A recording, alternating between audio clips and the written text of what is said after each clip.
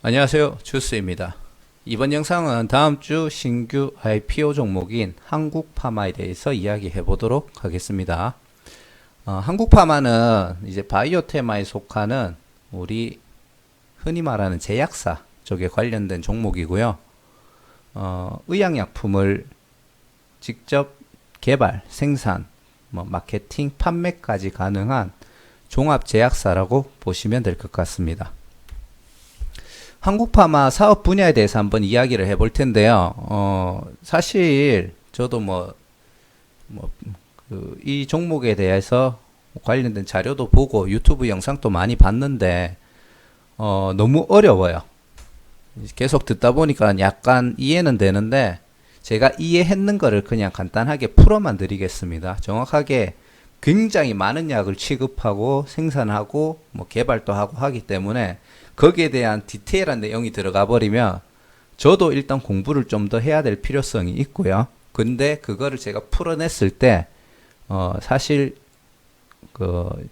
이해를 잘 못하실 것 같아요. 전문가가 아니면.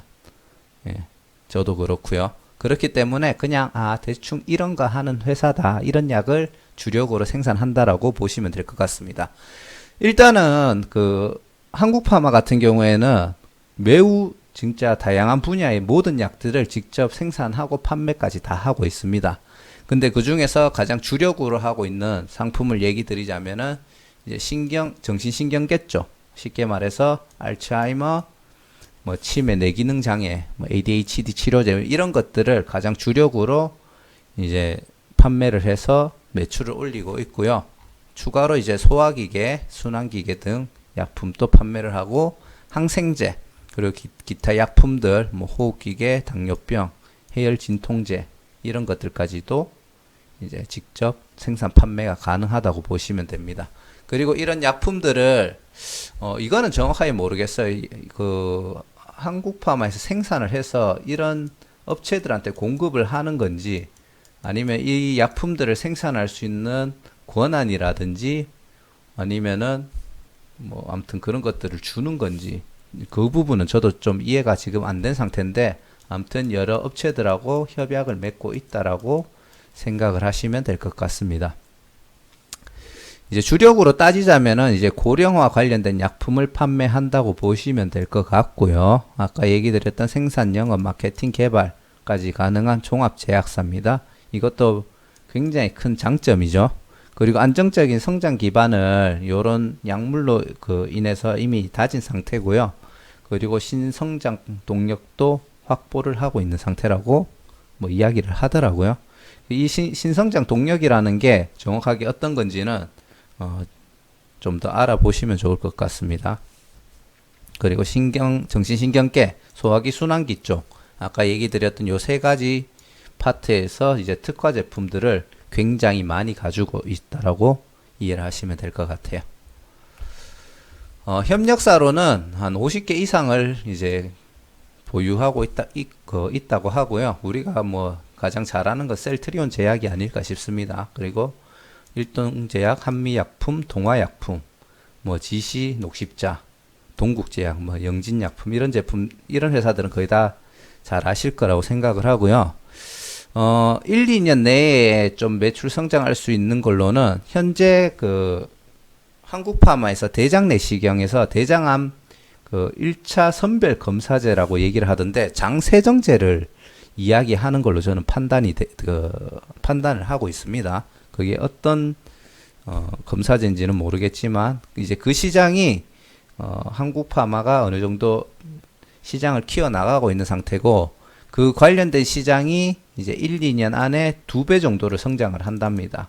근데 이 400억이라는 시장을 얘기를 하던데 2배를 성장해서 400억인지 아니면 400억에서 2배를 성장해서 800억이 된다는지는 좀 애매하게 설명을 해가지고 잘 이해는 지금 못한 상태인데 결론은 지금보다 대장 검사 관련된 시장이 2배 성장할 것이다. 요렇게만 이해를 하시면 될 것 같고요. 점점 우리나라도 그렇고 전 세계적으로 인구 고령화가 진행이 되고 있죠. 그래서 거기에 대한 이제 질병들이 점점 많아지고 그렇다 보면은 우리 한국 파마의 그 약들이 좀 더 많이 팔릴 것이다. 요렇게 생각하시면 될 것 같고, 그리고 치매 치료제 관련해 가지고는 자체 생산 공급이 가능하기 때문에 거기에 대한 영업 이익률도 꾸준하게 성장될 것으로 지금 판단을 하고 있습니다. 자, 한국파마 같은 경우에는 뭐 그 전부터 이미 회사는 그 다른 이름으로 존재했지만 중간에 이름을 바꿔서 한국파마가 되었거든요. 정확한 매출은 2005년부터 찍혔는데 약 205억 정도의 매출을 했고요. 약 14년, 15년이라는 기간 동안 661억을 달성을 했습니다. 약 3배 정도의 성장을 이뤘다고 보시면 되고요. 최근 3년간의 매출 성장은 좀 크게 높지는 않아요. 근데 영업이익률이 같이 증가를 하고 있기 때문에 결국 영업이익이나 순이익률은 조금씩 증가를 한다. 다만 2020년도 1분기 때는 경상연구개발비를 어느 정도 사용을 하였기 때문에 13억 정도를 1분기 때 썼거든요. 그래서 1분기 때 영업이익률이 좀 낮게 보이긴 하지만 지금 2020년도에 이제 후반기 들어가가지고 매출 성장이 굉장히 클 것으로 지금 예상을 하고 있더라고요. 그래서 최종적으로는 작년 대비 올해도 매출 성장을 하고 영업이익과 순이익도 성장을 할 것으로 지금 그렇게 판단을 하고 있습니다. 자, 회사 개요로는 이제 대표자가 박은희 대표고요.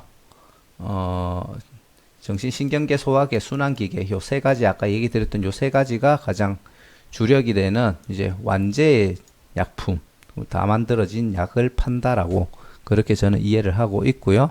그리고 이 약품을 제조를 하는 업체라고 보시면 됩니다. 지금 이제 그 최대 주주가 박재돈 외3인이라고 돼 있는데 이 회사가 박재돈 회장님이 있습니다. 그 한국파마의 창업주로 지금 파악이 되고요. 그 박은희 대표가 아마 그 자녀가 아닌가라고 추정을 하고 있는데 거기에 대해서 정확하게 언급된 기사는 제가 찾다가 그냥 포기를 했습니다. 근데 아마 그런 걸로 판단이 되고요. 박재돈 외3인으로 돼 있잖아요. 이게 아마 그 박은희 대표랑 뭐 자녀가 더 있다면 자녀라든지 아니면은 와이프라든지 박재돈 회장의 그 사모님이죠. 사모님이라든지 뭐 그런 식으로 주주 구성이 되어 있지 않나라고 생각을 합니다. 제가 원래 누구누구의 몇 명이라는 지분율을 굉장히 안 좋아하는데 한국파마 같은 경우에는 가족 지분이라고 생각을 했을 때 좀 안정적인 지분이라고 생각을 하고요. 그리고 이 지분율이 생각보다 굉장히 높습니다. 그래서 이 지분도 아마 크게 유통이 안 될 거라고 지금 판단이 되고요. 향후에 그 박재돈 회장님이 만약에 돌아가시거나 하시면은 그때는 이 지분율이 약간 승계라는 그런 문제가 생기면서 좀 유통이 될 가능성이 있다. 그 정도는 참고를 하시면 될 것 같습니다. 그럼에도 불구하고 지금 공모되는 물량 자체가 굉장히 높은 비중을 차지하고 있고요. 그리고 우리 사주조합도 유통 가능한 게 약 3.1%에서 3.1%에서 총 31.5% 정도가 상장일날 유통이 가능합니다. 다만 지금 3개월 후에 유통되는 물량은 좀 수량이 미미하고요. 6개월 뒤에 약 3.5%가 유통이 되지만 이 말인즉 상장 후에 6개월간은 아마 유통되는 물량에 크게 변화가 없을 거라고 판단을 합니다. 그래서 이 부분은 긍정적인 면도 있고 부정적인 면도 있다. 이렇게 해석을 하시면 될 것 같고요.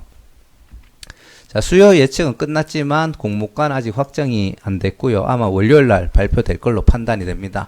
청약일은 29일, 30일. 아마 수목이죠. 수목인 걸로 알고 있고요. 그리고 환불일은 그 다음 주 월요일날 환불이 되는 걸로 알고 있고 상장일은 8월 10일입니다. 지금 IPO 스톡에 가시면은 지금 한국파마의 상장일이 등록이 안 되어 있어요. 근데 38 커뮤니케이션을 가시면은 그 상장일이 올라와 있거든요. 그래서 거기서 확인하시면 될 것 같습니다.